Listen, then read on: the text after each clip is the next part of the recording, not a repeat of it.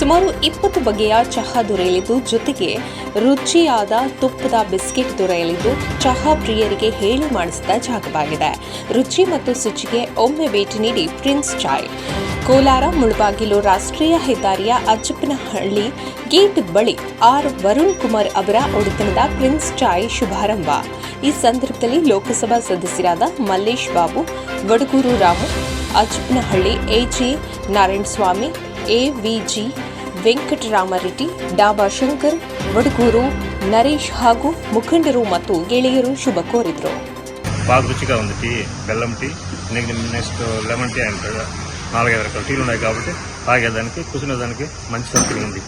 బిస్కెట్లు బాగున్నాయి, క్వాలిటీ బాగుంది కాబట్టి తినేసి ఆరాంగా ఉండొచ్చు.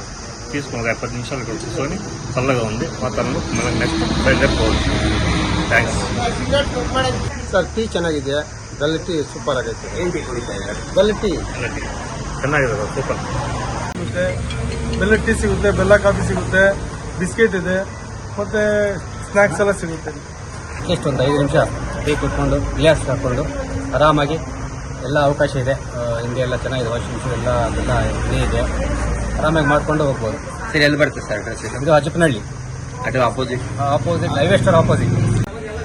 ಸರ್, ಇಲ್ಲಿ ಬೆಲ್ಲ ಟೀ ಸಿಗುತ್ತೆ, ಚೆನ್ನಾಗಿರುತ್ತೆ. ಆರ್ಗಾನಿಕ್ ಬೆಲ್ಲ ಟೀ, ಬೇರೆ ಯಾವುದೂ ಇದಿಲ್ಲ, ಕೆಮಿಕಲ್ ಯಾವುದು ಮಿಕ್ಸಿಂಗ್ ಯಾವುದೂ ಇಲ್ಲ. ಏನಿದೆಯೋ ಅದು ನೀಟಾಗಿ ಒಳ್ಳೆ ಇದಾಗಿ ಸಿಗುತ್ತೆ.